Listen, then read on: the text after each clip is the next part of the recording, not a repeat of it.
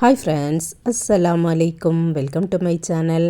இன்றைக்கி சக்கப்பழத்தை வச்சு நல்ல டேஸ்டியான சக்கப்பழம் பாயாசம் பண்ண போகிறோம். வாங்க எப்படி பண்ணலான்னு பார்த்துடலாம். சக்கப்பழத்தை எடுத்துட்டு அதில் இருக்கக்கூடிய சீட்ஸ் எல்லாம் ரிமூவ் பண்ணிவிட்டு பொடி பொடியாக கட் பண்ணி மிக்சர் ஜாரில் போட்டு நல்லா க்ரஷ் பண்ணி எடுத்துக்கிடலாம். ஒரு பாத்திரத்தை அடுப்பில் வச்சுட்டு 2 டேபிள் ஸ்பூன் நெய் ஊற்றிருக்கேன். நெய் நல்லா ஹீட் ஆனதுக்கப்புறமா அதில் கொஞ்சமாக தேங்காவை இந்த மாதிரி கட் பண்ணி எடுத்து வச்சுருக்கேன் துண்டு துண்டாக. அதையும் போட்டுடலாம். இந்த தேங்காய் நல்ல சிவக்க வறுபட்டதுக்கப்புறமா இதில் முந்திரி பருப்பு சேர்த்துக்கிடலாம். ரெண்டும் சேர்ந்து ஓரளவுக்கு கலர் வந்ததுக்கப்புறமா கிஸ்மிஸ் பழத்தையும் சேர்த்துடலாம். இது எல்லாம் சேர்ந்து நல்லா பொரிஞ்சதுக்கப்புறமா வெளியில் எடுத்துடலாம். நீங்கள் எவ்வளவு பாயாசம் வைக்க போகிறீங்களோ அதுக்கு தக்கன கூட குறைய நட்ஸ் எல்லாம் சேர்த்துக்கிடுங்க. அதே நெய்யிலையே க்ரஷ் பண்ணி வச்சுருக்கக்கூடிய சக்கப்பழத்தை சேர்த்துடலாம். இந்த நெய்யிலையே நல்லா மிக்ஸ் ஆகட்டும். சக்கப்பழ பாயாசம் பார்த்திங்கன்னா நல்ல டேஸ்டியாக இருக்கும், நல்ல ஃப்ளேவராக இருக்கும். இதில் நம்ம ஏலக்காய் தூளோ சுக்குத்தூளோ எதுவுமே சேர்க்க வேண்டிய அவசியம் இல்லை. உங்களுக்கு வேணும்னா நீங்கள் சேர்த்துக்கிடுங்க. நெய்யில் நல்லா வதங்கினதுக்கப்புறமா இதில் 1 கப்பு இல்லைன்னா 2 கப்பு தண்ணீர் ஆட் பண்ணி நல்லா குக் பண்ணிடலாம். நான் ஒரு 1.5 கப்பு கிட்ட தண்ணீர் ஆட் பண்ணியிருந்தேன்.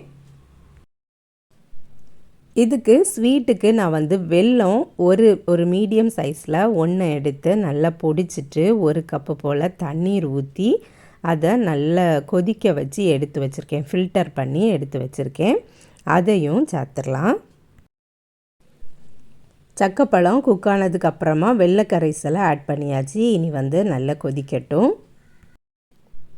இந்த வெல்லத்தில் இந்த சக்கப்பழம் நல்லா கொதிக்கும்போது சக்கப்பழத்தில் நல்ல ஸ்வீட் ஏறி இருக்கும். இப்போ பார்த்திங்கன்னா இது திக்காட்டி இல்லை, லிக்விடாக தான் இருக்குது. அதனால 1.5 டேபிள் ஸ்பூன் நான் ரவை சேர்த்துருக்கேன், அதாவது சூஜி சேர்த்துருக்கேன். ஒரு 2 கொதிச்சாலே போதும். இந்த ரவை நல்லா குக் ஆயிரும். நான் கொஞ்சம் தான் பாயாசம் வச்சுருக்கேன். அதனால தான் எல்லாமே குறைவாக நான் அளவுகள் சேர்த்துருக்கேன். நீங்கள் வைக்கிறதுக்கு தக்கன கூட்ட குறைய சேர்த்துக்கிடுங்க. ஒரு 2 கைப்பிடி தேங்காய் துருவல் எடுத்து கொஞ்சமாக தண்ணீரை ஊற்றி பால் எடுத்து வச்சுருக்கேன். அதையும் நம்ம ஃபைனலாக சேர்க்க போகிறோம். ஒரு பிஞ்ச் உப்பும் சேர்த்துருக்கேன். வெல்லம் நல்லா உப்பாட்டி இருந்ததுன்னா உப்பு சேர்க்க வேண்டிய அவசியம் இல்லை. இல்லைன்னா கொஞ்சமாக உப்பு சேர்த்துக்கிடுங்க. பலாப்பழம் இப்போது சீசனாக இருக்கிறதுனால கண்டிப்பாக ஒரு டைம் வாங்கி இதே மாதிரி செய்து பாருங்கள். இனி தேங்காய் பாலையும் சேர்த்துடலாம். அடுப்பை மீடியம் ஃப்ளேம்லேயே வச்சுக்கலாம். பொரித்து வச்சுருந்த நட்ஸை சேர்த்துக்கலாம்.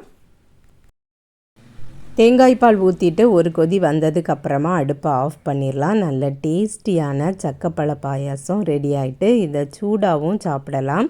இல்லைன்னா ஆறுனதுக்கப்புறமா ஃப்ரிட்ஜில் வச்சு கூட சர்வ் பண்ணலாம். ரொம்பவுமே டேஸ்டியாக இருக்கும். கண்டிப்பாக நீங்களும் ட்ரை பண்ணி பாருங்கள் ஃப்ரெண்ட்ஸ். இந்த வீடியோ பிடிச்சிருந்தால் லைக் பண்ணுங்கள், ஷேர் பண்ணுங்கள். நம்ம சேனலை இது வரைக்கும் சப்ஸ்கிரைப் பண்ணலைன்னா சப்ஸ்கிரைப் பண்ணிடுங்க. நெக்ஸ்ட் வீடியோவில் வேறு ஒரு ரெசிப்பியில் சந்திக்கிறேன். அஸ்ஸலாமு அலைக்கும்.